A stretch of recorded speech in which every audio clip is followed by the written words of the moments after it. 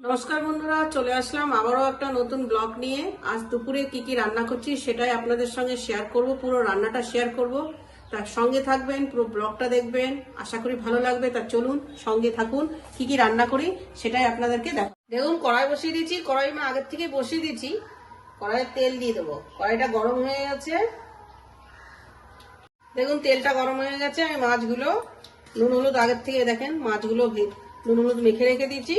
এটাকে ফ্যাসা মাছ বলে থাকি আমরা। তো ফ্যাসা মাছের কিভাবে ঝোলটা রান্না করব, ঝোল তো মানে তেল ঝাল করব, সেটাই দেখাচ্ছি আপনাদেরকে। সব মাছগুলো আমি একবারে ছেড়ে দেবো।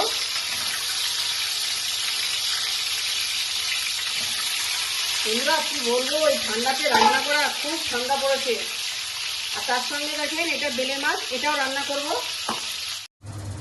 দেখুন মাছটা ভাজা হয়ে গেছে, মাছটা আমি তুলে নিয়েছি। মাছ ভাজার তেলের মধ্যে সামান্য কালো জিরে ফোড়ন দিয়ে দেবো।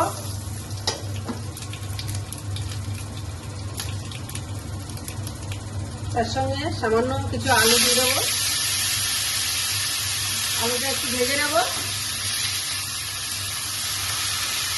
আলুটা ভাজা ভাজা হয়ে গেছে। একটা টমেটো কেটে নিয়েছি, টমেটোটা দিয়ে দেবো। একদম সিম্পল ভাবে রান্নাটা দেখাচ্ছি। আর এই মাছটা খেতে বন্ধুরা কি বলবো, ভীষণ টেস্ট লাগে। বলে না যে মাছে যত কাটা সেই মাছ তত বেশি টেস্ট। পেস্ট করে নিয়েছি কাঁচা লঙ্কা, 1 চামচ জিরে, 1 চামচ সরষে, এটা দিয়ে একটু ফ্রাই করে নেব। এর সঙ্গে হলুদ নুন দিয়ে দেবো। আর ঝালটা সবসময় আপনাদের পছন্দ মতন দেবেন।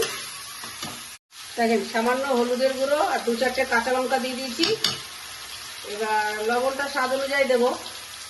দিয়ে আর একটু ভালো করে ফ্রাই করে নেব তেল ছাড়া পর্যন্ত। প্রায় তেল ছেড়ে দিয়েছে। মশলা সবসময় আমি বলি মশলাটা ভালো করে ফ্রাই করবেন, তাহলে মাছটা কি হয়, যে কোনো সবজি খেতে বেশি টেস্ট হয়।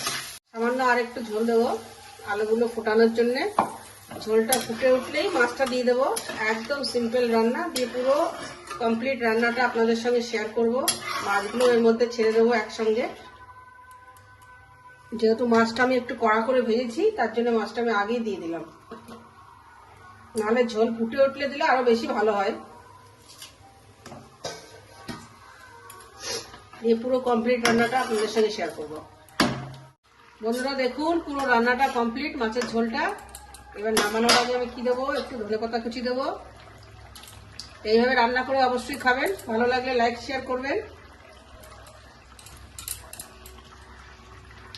দেখেন তেলটা গরম হয়ে গেছে, মাছগুলো ছেড়ে দেবো। যেহেতু অল্প মাছ একবারেই সব ছেড়ে দেবো।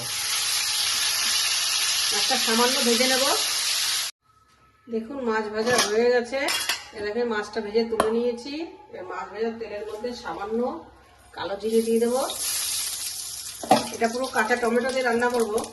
আর এখানে দেখেন কাঁচা টমেটো, চেরা কাঁচা লঙ্কা একসঙ্গে দিয়ে দেবো। দিয়ে এটা একটু নেড়ে চেড়ে নেবো। মশলাটাও আমি একসঙ্গে দেবো, সামান্য নেড়ে চেড়ে নেবো। এইভাবে রান্না করে খাবেন, ভীষণ ভালো লাগে। কাঁচা মাছ দিয়ে বেলে মাছের চচ্চড়ি বলতে পারেন, তেল ঝাল দিয়ে যেটা বলে থাকেন, মাছ চচ্চড়ি বলবো। দেখেন স্বাদ অনুযায়ী লবণ দিয়ে দিলাম, সব একসঙ্গে দেবো। সামান্য হলুদের গুঁড়ো, এটা আপনারা চাইলে শস্য দিয়েও করতে পারেন। আমি এটা শস্য দেবো না, এটা শুধু ধনের গুঁড়ো দিয়ে করবো। দেখেন এখানে ধনে পাউডারের গুঁড়ো দিয়ে দিলাম, এটা একটু বেশিই দেবো, 1.5 চামচ মতন। সামান্য জল দেবো এতে, একদম জল এতে বেশি যাবে না। দেখুন মশলাটা আমি ভালো করে ফ্রাই করে নিয়েছি। এবার সামান্য এতে জল অ্যাড করে দেবো। একদম জল কমই যাবে, যেহেতু এটা চচ্চড়ি হবে, কাঁচা টমেটো দিয়ে বেলে মাছের চচ্চড়ি। ঝালটা আপনাদের পছন্দ মতন দেবেন। এবার ভেজে রাখা মাছগুলো একসঙ্গে এর মধ্যে একবারে দিয়ে দেবো। দিয়ে বন্ধুরা ফিরে আসবো পুরো কমপ্লিট রান্নাতে। তো এইভাবে অবশ্যই বানিয়ে খাবেন।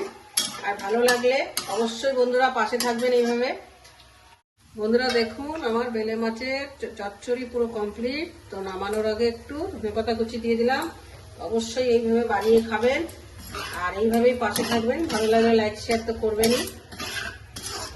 আর ভালো থাকবেন, সুস্থ থাকবেন। এখানেই আমি ভিডিওটা শেষ করলাম।